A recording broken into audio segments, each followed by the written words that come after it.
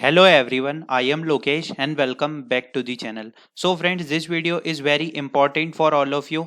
काफ़ी सारे कैंडिडेट्स बहुत टाइम से मुझसे ये क्वेरीज पूछ रहे हैं कि इन्फोसिस की ट्रेनिंग ऑफलाइन होगी या ऑनलाइन होगी, क्या आपको मैसूर जाना पड़ेगा, एंड कैपजीमिनी की और कॉग्निजेंट की बिग पैकेज रोल की हायरिंग कब होगी। Cognizant officially started it's off campus hiring for the PAT role, programmer analyst training. If you not applied yet, apply for the opportunity.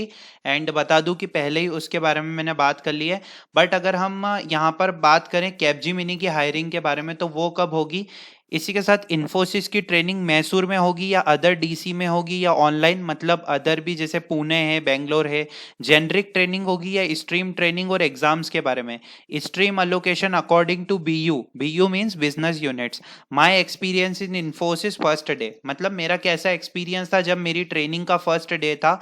Big package role की hiring up to 6 LPA. This video is very important, so let's start. First of all, before starting the video, on our channel there are so many important updates for all of you according to the latest hiring and updates, so you can check. तो मैं आपको यहाँ पर बता दूं कि कोरा पे आप डायरेक्ट जाके सर्च कर सकते हैं कि क्या स्ट्रीम ट्रेनिंग इन्फोसिस की डिफिकल्ट होती है जेनेरिक ट्रेनिंग से। सबसे पहले तो मैं आपको 2 से 3 पॉइंट क्लियर कर दूं कि आपकी स्ट्रीम ट्रेनिंग होगी या जेनेरिक ट्रेनिंग होगी, वो टोटली डिपेंड करता है इन्फोसिस टीम पे। ठीक है, अगर इन्फोसिस टीम आपको ये कहेंगे कि आपकी जो सर्विस, मतलब आपकी जो बिजनेस यूनिट है या जो आपकी पर्टिकुलर स्ट्रीम है, उसके अकॉर्डिंग आपको कौन कौन सी एग्जाम देनी है, तो आपके यहाँ पर FA1 होंगे, FA2 होंगे। ये डिफरेंट टाइप के टेस्ट होते हैं जो कि आपको देने पड़ते हैं। पहले उसके बारे में आपको पढ़ाया जाता है, उसके बाद ये टेस्ट देने होते हैं। अब सबसे फर्स्ट पॉइंट पे हम बात करते हैं कि इन्फोसिस की ट्रेनिंग मैसूर में होगी, अदर DC में होगी या ऑनलाइन होगी। बता दूं, ये टोटली तय करेगा इन्फोसिस टीम। जैसे कि मैं आपको यहाँ पर एक चीज बता देता हूं कि हमारी ट्रेनिंग थी, हमारी ट्रेनिंग में साफ मेंशन था कि वर्चुअल ऑनबोर्डिंग है। ठीक है, वर्चुअल ऑनबोर्डिंग है, और हमारी जो ऑफर लेटर था हमारा, उसमें ये लिखा हुआ था, मतलब मेरे ऑफर लेटर में ये लिखा हुआ था कि आपकी मैसूर लोकेशन है। पर जब सारी चीजें कंप्लीट हो गई, लॉन्च पैड पे डॉक्यूमेंट्स अपलोड हो गए और मेरी डेट ऑफ ज्वाइनिंग गई, तो मुझे सिर्फ ये कहा गया है कि आपको सिस्को वेबएक्स और कुछ डिफरेंट जूम, और ये जूम नहीं, सिस्को वेबएक्स और माइक्रोसॉफ्ट टीम्स आपको डाउनलोड करना है। ठीक है, और वहां पर आपकी मीटिंग्स होगी। कल के लिए आपकी मीटिंग लिंक ये है, आपको वहां पर ये करना है, एक प्रोसेस बताई जाएगी कैसे अटेंडेंस फिल करना है, सारी चीजें। तो ये जो मैसूर वाली चीज है, ये बाद में ही कंफर्म होगी, जब आपकी जैसे जैसे ज्वाइनिंग डेट पास आती जाएगी, पता चलेगा कि वो आपको मैसूर बुला रहे हैं या फिर आपकी ट्रेनिंग ऑनलाइन ही होने वाली है। पर आप सभी से एक रिक्वेस्ट है और आप सभी को एक पॉइंट कहना चाहता हूं।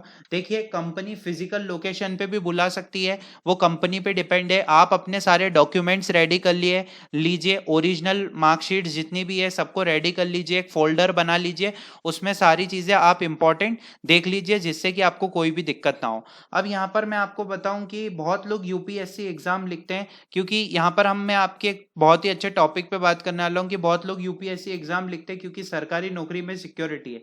ये बात हम सब पेरेंट्स से सुन चुके हैं, पर अच्छे जॉब सिर्फ सरकारी हो ये जरूरी नहीं है।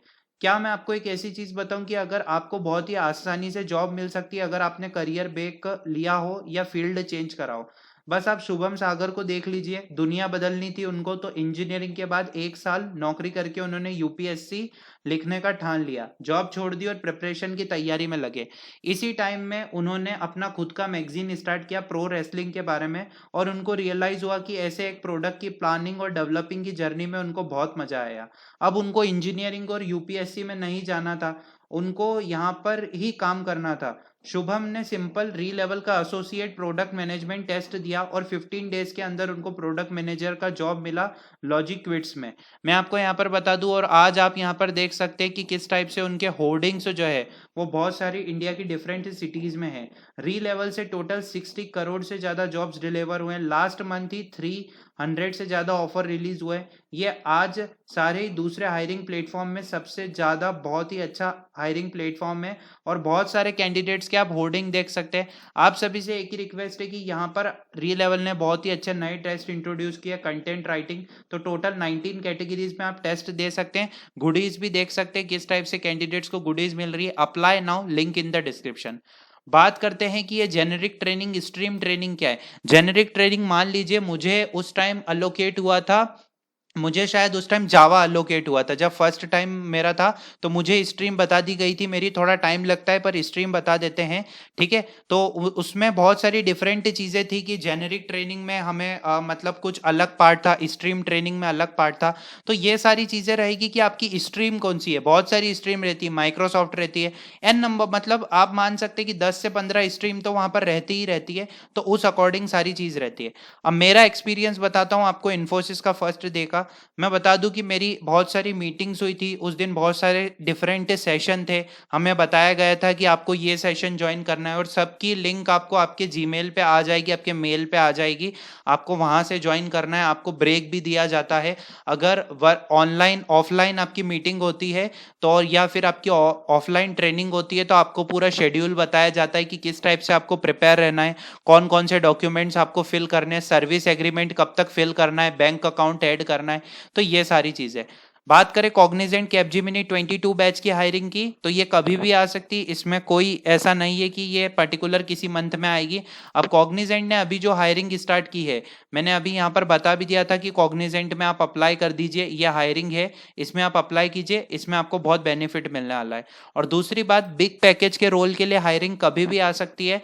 आप अपनी प्रिपरेशन ऑन रखिए और दूसरी कंपनीज में भी अप्लाई करते रहिए। कोई दिक्कत है, कोई प्रॉब्लम है आपको, कि मतलब क्या कोई डाउट है, मतलब प्रॉब्लम इन मीन्स कि आपको अगर कोई डाउट है कि कैसे ट्रेनिंग होगी या फिर ट्रेनिंग के लिए आपको रिलेटेड और वीडियोस चाहिए, तो मैं आपको कैंडिडेट्स के जो एक्सपीरियंस है, जिनकी लोकेशन आती रहेगी, ज्वाइनिंग आ जाएगी, उनसे भी एक्सपीरियंस लेके आप सभी के साथ शेयर कर दूंगा। वीडियो को लाइक जरूर से कीजिएगा, इससे मुझे मोटिवेशन मिलेगा। Thanks for watching the video.